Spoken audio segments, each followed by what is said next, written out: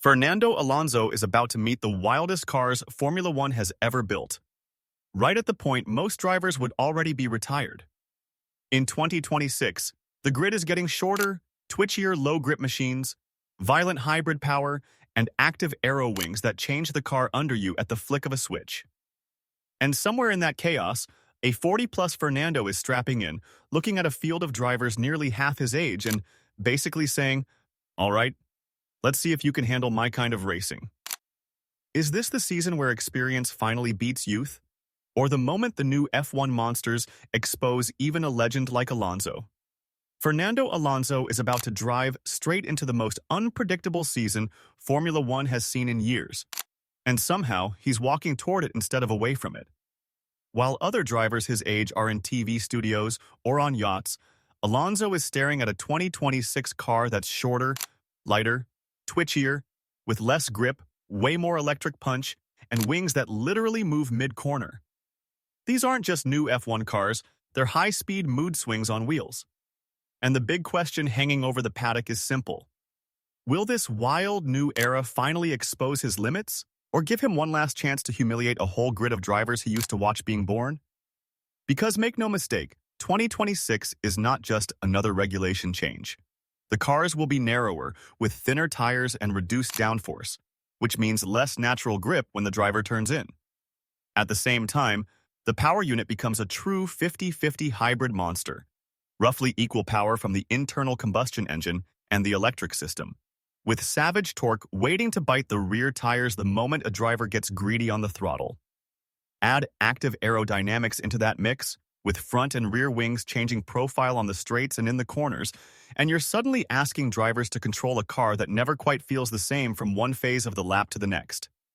Where the current generation is about stability and downforce, the 2026 generation is about surfing a constantly shifting balance between drag, downforce, battery state, and tire grip. That's exactly why Alonso's name keeps coming up whenever people inside the paddock talk about who might actually thrive in this chaos. His entire career has been a masterclass in driving cars that aren't perfect, cars that slide a bit too much, that cook the rear tires, that need a strange line or a weird lift here and there to make the lap work. While others complain about balance, he's always been the one asking a more interesting question. Given how bad this is, what's the maximum I can still get out of it? That's why so many of his legendary drives come from difficult machinery, strange conditions, or messy races where strategy matters as much as raw pace. And in 2026, that's basically the default race. Lower grip, more energy management, more modes to think about, more variables swinging around in real time. Think about what the new rules actually ask a driver to do on a single lap. They'll be switching between a high downforce mode and a low drag mode on the wings, thinking about when to use manual override to deploy extra electric power when they're within a second of the car ahead, choosing where to run boost and where to save in recharge mode so the battery doesn't empty at the wrong time. All of that is layered on top of the usual decisions.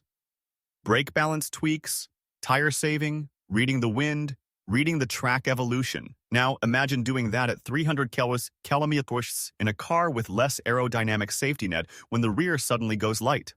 That's not just driving anymore, that's a live chess match at 5G. And this is where Alonso's supporters get very loud.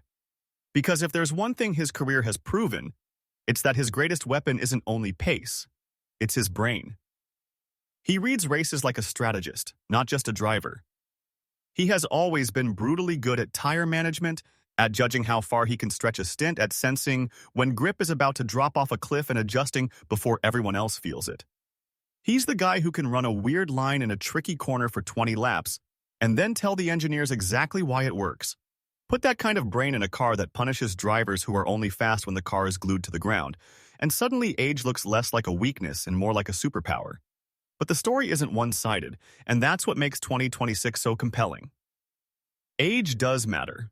The physical load of handling a car that wants to snap, with torque spikes from the hybrid system and lower, more nervous downforce, isn't trivial, especially over 24 races. The mental workload is going up as well. Young drivers who grew up in sim rigs, multitasking 1,000 settings at once, may find the complexity more natural than someone whose early career was built in V10 and V8 cars that, while savage, were simpler in terms of systems management. reflexes, neck strength, reaction times over a full season. All of those are real questions, even for someone as famously obsessive about fitness as Alonso. The fairy tale version is that he adapts like always. The brutal version is that the monsters he's walking into really are the first cars that finally ask more of his body and brain than time will give back. And then there's the other factor that matters as much as driver skill: the tools he's given. You can be Fernando Alonso, Lewis Hamilton, Max Verstappen, it doesn't matter. If your car is fundamentally not in the competitive window, you're fighting for miracles, not championships. So a lot of this last shot at magic hinges on what his team brings to the table for 2026. Are they early with their concept, like Ferrari planning to reveal the car in January and obsessing over tires and reliability? Are they calmly confident like some power units projects sound in public? Or are they quietly worried about hitting the targets on power, energy deployment, and active aero control? Alonso can only bend the laws of probability so far. If his car is a solid top 5 machine, he can ambush podiums and maybe steal a crazy win on a chaotic day. If it's a midfield special with wild reliability, all his experience will be spent just dragging it into the points. That's exactly why the mood around Alonso going into 2026 feels so different from a normal old legend stays one more year narrative. This isn't just a farewell tour, it's a legitimate competitive gamble. The new rules will punish drivers who only know how to win when the script is straightforward. Plant the car, nail the apex, DRS on the straight, job done. They will reward the ones who can handle instability, on track, on the steering wheel, on the strategy wall. The ones who adapt mid-race when race control limits active aero zones in the wet. The ones who don't panic when recharge mode kicks in and they lose a burst of power at exactly the wrong moment. Alonso has been doing that kind of adaptation for 2 decades. The question is not if he knows how to, it's whether his body, his team, and the car's basic speed give him enough margin to turn that knowledge into results. Imagine a wet, cold Sunday at somewhere like Spa or Suzuka in 2026. The cars have less grip than the previous generation. The tires are struggling to get temperature, batteries are being carefully managed, and race control has restricted where the wings can switch modes because of safety. You have kids on the grid who have only ever raced in ultra-stable ground effect cars, now fighting something that feels more alive, more on edge. And somewhere in that chaos, there's Alonso, coaxing grip from the tires, timing his override bursts, taking odd lines that keep the car stable through the worst of the spray. If there is any environment where he can still look like the smartest man on the circuit, it's exactly that kind of race. Of course, for every fantasy podium like that, there's another possible picture. Alonso stuck in P11 in a car that just doesn't switch on the tires in the right window, getting gapped on the straights by teams that nailed the hybrid deployment better, fighting the steering wheel more than the rivals. Those Sundays will hurt a lot more in 2026 because he knows there aren't infinite seasons left to try again. The romance of one last push only lasts so long if the stopwatch keeps saying no. That's the thin line this whole story is walking, between a legendary final chapter and a drawn-out struggle against a formula that simply moved on. And that's why his 2026 campaign will say more about his legacy than his stats. He doesn't need another title to be considered one of the greats. That argument is already done. What 2026 will show us is whether a driver built in the V10 era can still shape races in the most complex hybrid era Formula One has ever seen. Whether racecraft, tire feel, and insane determination can still beat younger reflexes and fresher necks when the cars are this unforgiving.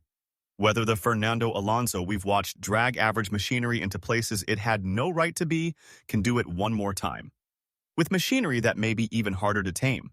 So as the 2026 season approaches, the story isn't just about new rules, new engines, and new aero tricks. It's about an old warrior walking into a new kind of war. If his team delivers a car that's close, he has the tools to turn chaos into opportunity and write one of the most ridiculous final acts in F1 history. If they don't, we may be watching the first season where the sport itself, not another driver, finally beats him. Either way, every time Fernando Alonso rolls out of the pits in these new generation cars, we won't just be watching lap times. We'll be watching the answer to a question F1 has never really had to ask before. How long can a legend keep redefining himself when the sport keeps reinventing the monsters he has to fight?